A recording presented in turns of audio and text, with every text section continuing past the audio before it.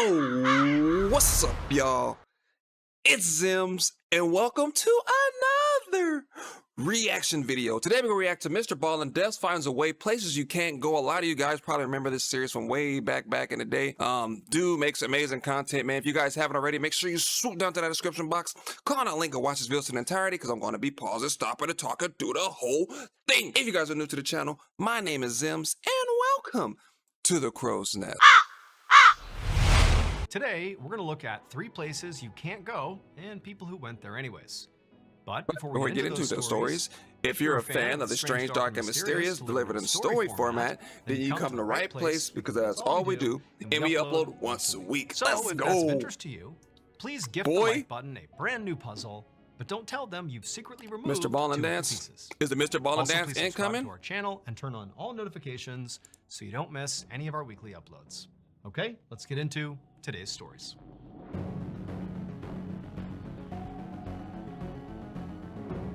A lot of y'all know about the Mr. Ballen Dance. Number 3, The Town Below. Sound like the Descent movie, but we'll see. Just before midnight on August 20th, 2012, a 19-year-old college student named Rose Marr and her best friend, 19-year-old Elizabeth Nass, walked down Main Street in their hometown of Ellicott City, Maryland. It was their last night together before they each would head back to college in separate states. And so to cap off what had felt like a perfect summer, they decided to grab a few beers, despite being underage, and head on over to their favorite hangout spot, a train trestle that ran over Main Street. A train trestle is literally a bridge, but Ellicott City. Now, to be clear, this train trestle was not like some secret daredevil hideout spot. Lots of people knew about it. Lots of kids in town, including Rose and Elizabeth, had been up here many, many times. And while there was an active train track that ran across it, the ledge on the trestle where everybody would sit when they were up there was several feet away from the tracks, kind of safely out of the way. You could be up there looking down over the town, and a train could literally pass right by you and not affect you. So overall, it was safe. So Elizabeth and Rose climbed up onto the train trestle and took their seats along the ledge, safely away from the tracks.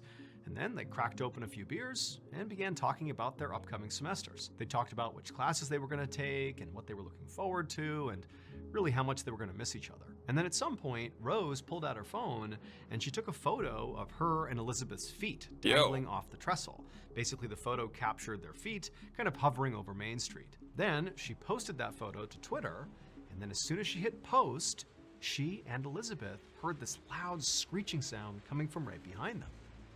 They turned around to see what it was. Something huge smashed into them, and then it went black. That loud screeching sound was the sound of a train passing by right behind them. But remember, the tracks are set far enough back that, the train, it couldn't hit them. And in this case, the train was not the thing that hit these 2 girls. So what was it? Instead, it was something truly unfortunate that happened to them. When that train passed by the girls, it partially derailed. Not a full scale, like cars going everywhere off the tracks, but instead, several of these cars basically toppled over to their sides. And some of those cars that toppled over were carrying thousands of pounds of coal. And these were open cars. You can literally see the coal as the train goes by.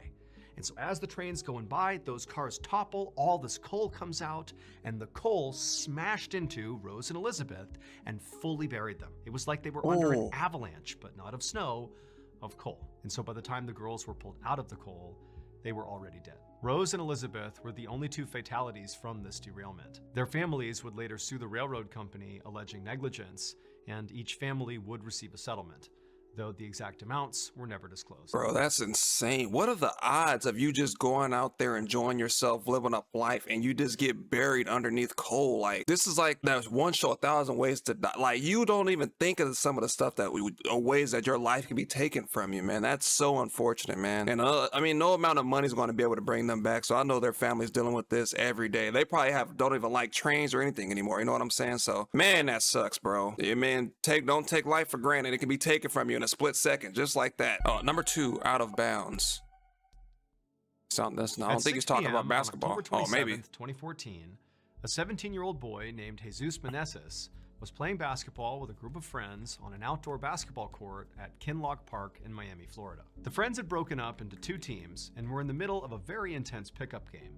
And the game was pretty close, and Jesus' team was doing pretty well, But at some point, when Jesus and his team had possession, one of his teammates just got frazzled by the defense and just took this crazy three-point shot from way behind the line, and the ball just sailed right past the hoop, completely missed it, air ball, and it bounced and then went clean over this chain link fence on the edge of the park. And as soon as this happened, Jesus and all of his friends let out a collective groan, because they knew basically anything that went over that fence was pretty much gone forever. But to Jesus' surprise, one of his friends turned to Jesus and was like, "Hey, why don't you just hop the fence and go get the ball?" That's crazy. Jesus really did not want to do that. I mean, he had been coming to this park since he was like 1 year old with his family, and his mom and dad had always told him to never, ever climb that fence. Never. But now, Jesus' friend who had asked him to do this had kind of like turned it into a dare, and he's like, "No, really, come on, Jesus, like, go hop the fence and get the ball." Yeah, and whenever you get dared, if you're watching this, you're around that age, ask yourself, why are they daring you to do it and why they didn't go do it themselves? Like, that should clear up everything in the next 2 to 3 seconds, because they're probably doing something that they would never do themselves, and they want to see if you will do it. You know what I mean? Like, no, don't do that, man. If your mom and dad told you something, you know, all advice is not the greatest advice. You know, we all don't have the most wonderful parents in the world. I'm not saying that. But most of the time, 9 times out of 10, if they're telling you something, either one, they're speaking from experience, or they know that whatever it is that you're trying to do is not going to be good for you. Now, when you get to that age where you can make that own decision, then by all means, go ahead and do it. But don't do it when they tell you not to do it. You know what I mean? A lot of stuff, like I told you guys in prior videos, like the stuff that my mom told me, I used to be like, oh, complaining and groaning and moaning, all that stuff. Now I'll look back and like, I'm so glad I listened, because a lot of kids, a lot of people that I grew up with are so lost right now, and it's not even funny. The other friends had kind of picked up on this, and they were kind of egging it on, being like, "Yeah, Jesus, go over there, get the ball." And so Jesus knew, like, this is not a good idea. I cannot go over that fence.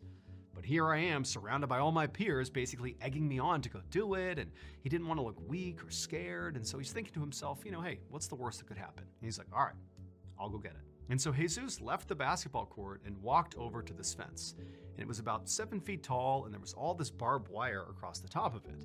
And so as he's standing there looking at the fence, he turns back around, and his friends are all smiling like, yeah, go get it. And so he's like, okay. And he begins climbing the fence. Not your friends. He gets to the top, and he reaches the barbed wire, and he very carefully positions himself so he doesn't cut himself on the way over. And right after he's cleared the barbed wire, he kind of tumbles to the other side of the fence. He hits the ground, and he's kind of shaken up from hitting the ground pretty hard. But, you know, he stands up, dusts himself off. He realizes he's okay, and he turns and looks through the fence now at his friends, and they're all cheering him on. And so now Jesus is feeling really confident, and he kind of smiles at his friends like he's the hero now. And he turns, and sure enough, there's the basketball just a few feet away. So he walks over, picks up the basketball, and chucks it over the fence back to his friends. And Jesus was about to climb over the fence and go rejoin his friends when he happened to look back in the direction of where his basketball had been, and he noticed there was another basketball that somebody else had lost over this fence. Except this basketball was on the other side of a second fence. Basically, once you climb this first fence, a couple of feet later, there is a second fence. These were the two fences that Jesus and everybody who ever came to this park were warned about. Never climb them. But Jesus has already climbed the first one, and he's got his basketball, and he's thinking, I can climb the second one too, and I can get that basketball, and then we'll have two. So if we ever lose another one, we have a backup. So without even telling his friends, Jesus walks over to the second fence, which is basically identical to the first fence, about 7 feet tall, a bunch of barbed wire at the top, and he carefully climbs to the top, and he kind of positions himself over the barbed wire, and then he drops down to the other side, except this time, when he hits the ground after clearing that second fence, something horrible happens. Within seconds of Jesus landing inside of that second fenced-in area, his friends back on the court saw what was going on and began totally panicking. They're screaming, they're running around, they don't know what to do. Eventually, one of them would call 911, and then minutes later, first responders show up and they find Jesus' friends. They're totally frantic. They're all pointing toward the fenced-in areas. And the first responders, they look and they know right away there's virtually nothing they can do to save Jesus. The reason these fences were totally off limits, the reason Jesus' family specifically warned him from when he was a young kid to never ever climb them, was because inside of the second fenced-in area was an electrical power grid. And there were signs all over these two fences, warning people to stay back, that it was dangerous, no trespassing, like fatalities will occur if you go in here. Dang, Jesus ignored man. the warnings, and he climbed the first fence, and he climbed the second fence. Except when he landed inside of that second fenced-in area, he landed on a live electrical wire. And the second he did, 500,000 volts of electricity Jeez. coursed through his body. For reference, the average lightning bolt contains about 300,000 volts of electricity. So as soon as Jesus hit that wire, it was like the equivalent of 2 lightning bolts striking him at once, but not just one time, over and over and over again. And so unfortunately, Jeez, Jesus man. died almost immediately. That's unfortunate, bro, man. Just buy another ball, y'all, if you have to, man. Ask an adult, ask your brother, somebody will buy you another ball. That's so unfortunate, man. He was so On the young. afternoon of April 22nd, 2023, a 49-year-old father of 3 named Carl O'Keefe crawled through a cave system in Cumbria, England. He was on his hands and knees, shuffling his way forward, and the only light that guided him through this tight, small tunnel was the headlamp on his head. So Carl was an adventurer. He loved things like rock climbing and exploring caves, but this particular cave, he wasn't that familiar with. He'd only been here a couple other times, and he didn't have a map, so really he didn't actually know where he was going. But Carl wasn't remotely worried, because he knew this was easily the safest cave system he had ever explored. In fact, this place was so safe that often people showed up with their kids and let them run around freely with no fear they were going to get hurt. And so Carl has no worries here. And also he's thinking to himself, he's not very far into this particular tunnel. He can actually still hear the other people and their kids kind of right behind him. And so again, even though he doesn't really know where he is, he feels completely fine. And so Carl continued crawling through this tunnel, and eventually he reached this T intersection where he just had to choose between going right and left. And again, he's got no map. He doesn't really know where he's going. So he decides, okay, I'll just go right. And so he begins going down this tunnel, which closely resembled the tunnel he had just came from. But as he was crawling along, he started to feel like the walls around him were kind of shrinking. Turn It was back. getting harder and harder to push his body through this tunnel. And then finally, when it felt like it was so tight around him and it was getting so claustrophobic that maybe he should just turn around, he reached a dead end. That's all this was. The right turn was just a dead end. And so he thought, okay, I'll just turn around and go back the way I came and, maybe explore the left side. So in order to do that, Carl decided he would make a U-turn with his body. He would literally just turn around and go back the way he came, leading with his head and his upper body. And so he's facing the dead end. He's on his hands and knees, and he begins doing this U-turn. And he kind of turns and gets his head and his shoulders and his upper half kind of folded around. Is anybody else's stomach kind of like doing that motion sickness thing or like that? I don't know if I'm claustrophobic. I've never been in a tight enough space, but I feel like I would freak out. Like right now, my stomach just feels like, you go down a roller coaster, it's that like stomach drop feeling. Like that's what I'm feeling right now as he explaining it. Like it's making my whole body get tingly and hot. Until they're looking back in the direction he was coming, but he was too physically big to get his lower half to complete the U-turn. And so he was effectively wedged in this U-shaped position. He couldn't do anything. He was just stuck. But Carl didn't panic because he knows this is a safe place. This is not a big deal. Nobody gets hurt in these cave systems. And I just need to rethink how I go back the way I came. Clearly, this U-turn attempt is not working. And so he decides, okay, let's reset. I'll pull my shoulders and my upper body back and I'll reset facing the dead end. I'll basically go back to exactly the position I was just in. Except when he tried pulling his upper body and his head and his shoulders back to where he was facing the dead end, he realized he was also stuck going in that direction. Oh, He couldn't go back to the man. way he was, and he couldn't return in the direction he had come. He was stuck in this U-shape and couldn't go anywhere. Now, again, Carl is telling himself that it's gonna be okay. This is a safe place. Kids play here. Like, this is no big deal. I'm gonna be okay. And so he tried, to kind of shimmy himself one way or the other, but it was like no matter what he did, he just could not move out of this U-shape. And as that happened, he began to kind of panic. His heart rate began to rise. It became harder to breathe. It felt like the walls of this cave were kind of pushing down on him. And before long, he was becoming overwhelmingly claustrophobic. It just felt like the walls of this tunnel were crushing him, and he really began to panic. and he just started screaming out for help. Immediately, some of the staff who heard Carl yelling out made their way into this tunnel system and actually saw Carl. They could see him in this U-shape, totally wedged. And at first they couldn't understand what was even happening here. But when they tried to pull him out, they couldn't get him to move. I mean, he really was totally stuck here. And so sensing that this was a true emergency, the staff backed out and they called the fire department. And the fire department, they came out and they too could not get Carl out. He was stuck. And so pretty quickly, Carl realized all he could do here was just do his best to stay calm, because this position he was in was really restricting his breathing, not to mention, the tunnel itself is pressing down on him.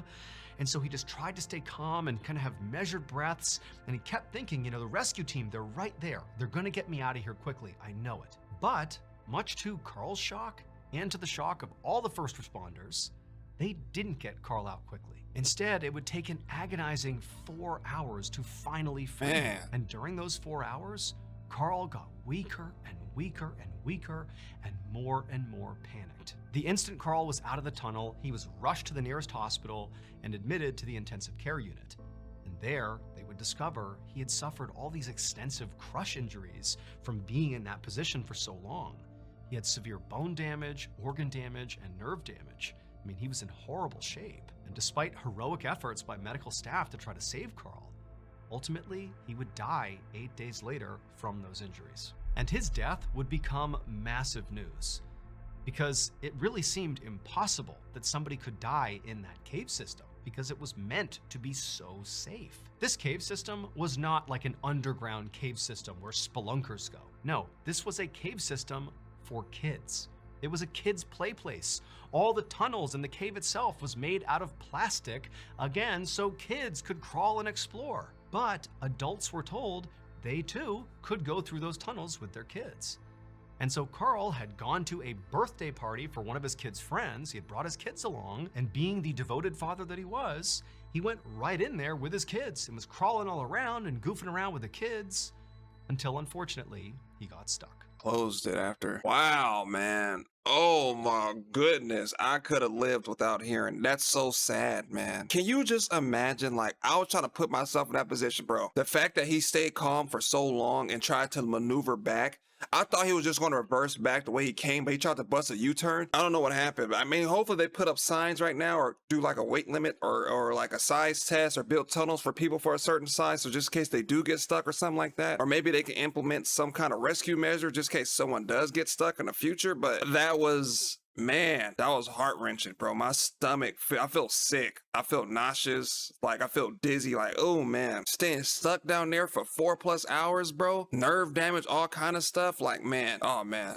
This is the one, extracurricular activity I cannot do, bro. Rock climbing, maybe, whitewater rafting, maybe, bro. I'm not going to any caves.